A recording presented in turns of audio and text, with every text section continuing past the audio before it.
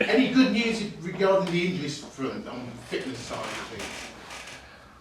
No, nothing really changed apart from that, as I predicted, Johnny Rowe is back in training without any issues, and it looks like that Nacho will be back in training in the next week. If it will be the beginning or the end, we will see, but he recovers pretty well as well. Having Johnny Rowe back, obviously a boost to the squad, but obviously a boost to his confidence as well, because he's been out for quite a while. Yeah, he's been out for quite a while.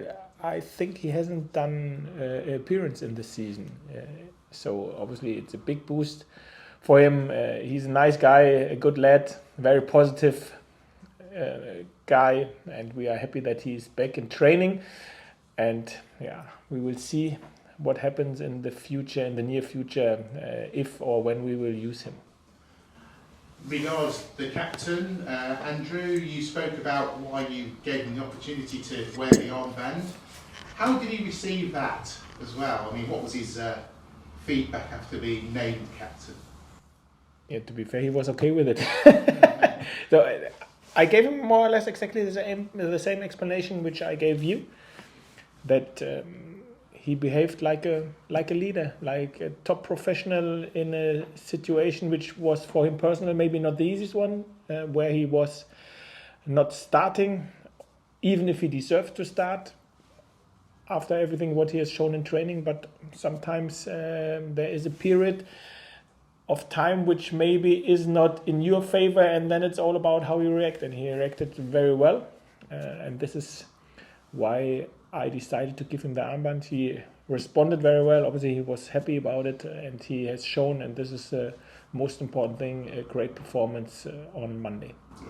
And just finally for me, the game against Middlesbrough doesn't really need hyping up anymore. You both know what you need, and certainly you know what you need to try and get into those top 6 places. Yeah, another big one, isn't it? So like it was against Rotherham and against Blackburn as well. So yeah, this is the stage of the season where it is exactly like you said, another big one.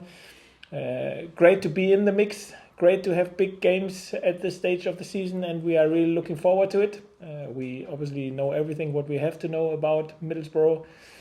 We are aware about their strength. It's a top team, but it doesn't change our ambition that we like to perform on the highest level, like we like to show and be focused on our performance, and hopefully we can get a result. Thanks, David. Thank you.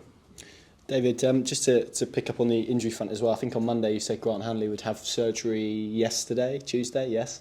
Have you got a clearer picture now in terms of how long he will be out, or exactly sort of the extent of the issue? Though at the end of the day, he had the surgery Tuesday. The surgery went well, very well, but we speak now about several months which he needs after a surgery, after Achilles rupture which he had. I think Andrew Mohamed spoke after the game on Monday about him specifically, but also Ben Gibson and Kenny McLean, saying that they're still making their voices heard around the group. I mean, how important is that? They're really experienced, and even though they perhaps can't pass on that experience on the pitch, it still feels like they've got a really active role off it. And I guess it's for you to make them kind of feel included in the group as well. Yeah, it is a case, and as I said this more often, obviously I would love to have all my players healthy and around us, especially the senior pros, but this isn't the case. So I think it makes no sense to moan about it or to feel worried about it. It's how it is. It's part of the game. Unfortunately, it happened. Unfortunately, it happened at this stage of the season. Unfortunately, it happened in a quite short period of time where all of them got a serious injury. But now it's time to then step up, fill the gap. The one or other has a great opportunity now, and they have done great, to be fair. If we look back about the last 2 games where we were without this 3 senior pros, the squad responded very, very well, and I said this before, and sometimes in situations like this even can gel a group even more together, can create even more energy, and it looks like that exactly this happens to us. Hopefully we can continue against Borough away. difficult place to go. Everybody knows this, but yeah, we are excited about it. We're looking forward to it, and we have shown in the past that away from home, Millwall was a difficult occasion as well, wasn't it? Blackburn as well, Stoke away as well. So we've seen some difficult occasions, which Borough will be as well. But as I said, we are looking forward to it. We are excited about it, and we will see what we can get out of it on Friday night. Do you learn a lot about your group when the games, as you referenced earlier, are all so big and they are kind of playing under a little bit of stress and there's a lot of a spotlight, I suppose, on them? Do you learn a lot about them as players, as characters? I learn every day about my player. This is how it is. Obviously, we face always new situations in terms of the table, in terms of injuries, in terms of how one reacted in certain circumstances. But everything what I've seen from them so far is, and this is the most important thing, they have the desire and the passion. This is what they've shown in the last 2 games to really to try to make something happen. If we will do it, nobody knows, but at least we know if we like to have a chance. The chance is higher if we try everything, invest everything, work hard, show the passion, desire when the opponent has a ball, and play with freedom and bravery if you have the ball. Stick to your principles, stick to your idea, try to create opportunities, hopefully, fingers crossed, score and use these opportunities, more clinical as well. But this is exactly how you should behave, and this is how the players have done it in the last 2 games, and this is why I'm so exciting about to looking forward what we will see on Friday. Well, one player I did want to ask you about was Liam Gibbs. I think you kind of singled him out after Monday's game for some praise. I think when you came in, you spoke about how maybe you saw him playing in a more advanced role. He obviously had to kind of play in a deeper midfield role on Monday. So has he kind of changed your opinion of him? Do you feel he is just as capable, more capable of playing in that deeper midfield role than as well as those advanced positions? To be fair, Gibbsy was one of the most exciting players for me when I made my research on Norwich before I signed. And obviously, I was not disappointed after what I've seen in training in the first weeks. Unfortunately, he played in the position where obviously Kenny McLean and Gabi played very well. And this is why he had to be very, very patient. He trained consistently on a very high level, and I was always sure that he is capable of producing what he has done so far. That he has done it on this level, to be fair, even I was not 100% sure if it can happen. So he played on a number 10 role at Blackburn very, very well, scored. And now in a deeper role, and this were maybe a little bit the doubt for the one or other in a very physical game against a very direct team. Obviously, he is quite thin, so not the most physical, powerful player, but he is quick, mobile, and he is very, very intelligent, very football intelligent, and he used his strength. He played very well together with Gabi against a physical team in a physical game. And this is for sure another step in his development, which he has done on Monday. And we can be very happy that we have a talent like him and such a good football brain in our football club. As I said, was very patient when unfortunately for him, he was not get his game time because the other players on his position played so well. And now when the gap opened, he took the shirt and he produced 2 very good performances, and I hope that he will continue like this on Friday. You said there during your research he was a player that you were really excited to work with. What was it about him that made you really excited to work with him? First of all, I thought he is unbelievably quick. What he is. He has a very good feeling to ask in between the lines and can break lines, very good back foot turn, and obviously this is what I realized more when I worked with him. He, as I said, has a very good football brain. He understands the game and he has legs. He is a very energetic player and a lot of space where he can improve for sure as well. But at this time he was 19, he turned a a few weeks ago 20, so and very young. So this was what excites me. Another player I wanted to ask you about, young player Adam Eder. I think he's done an interview this week where he spoke about confidence and maybe feeling that he's a little bit of a confidence player. I think there's maybe a feeling that perhaps he isn't quite perhaps at the peak of his confidence at the moment. What do you have to do as a coach to kind of get him back there? Is it as simple as just he needs a goal and that will kind of spark it? Is there anything that you can try and do for him from a mental perspective or from a training perspective to kind of reinstall that confidence in him? Yeah, to be fair, confidence for strikers plays always a huge part, and obviously goals give confidence. In terms of Adam, I think he has or had maybe the most starts and game time in senior game time in his career in the last 6 to 8 weeks, and this is first and foremost, I think, something where he can get a lot of confidence out of after the injury history which he had. So he's a big talent, academy product which we have in our club, where he as well has to have a lot of work to do. And the most important thing is that you can't get affected by situations, negative situations which happen during a game, in terms of your confidence and of your work rate and in terms of how powerful you are. This makes no sense, because if you get negative affected, you for sure will not do it better. And obviously he has some work to do, but I have clearly the feeling, because I work with him day in, day out, that he likes to make the next step in the direction which he has to do. And it counts for him like every player, to be fair.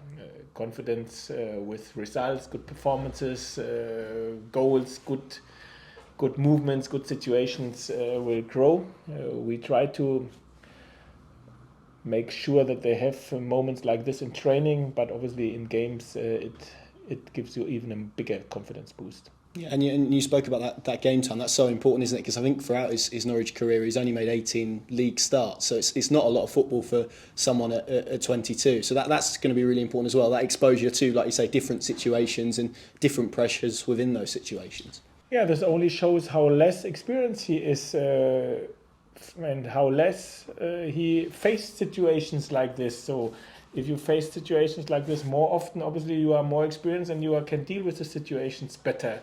And this is a learning curve for young players. It's a learning curve, and they are in the middle of this learning curve. Hopefully they make their steps quick, because we don't have huge time, but they like to learn, and this is what I feel, and this is most important thing. Just looking ahead to Friday, I mean the kick-off time, even though maybe it's a little bit hard for fans and certainly for us to travel up there, but it's not as important for us. We'll make it.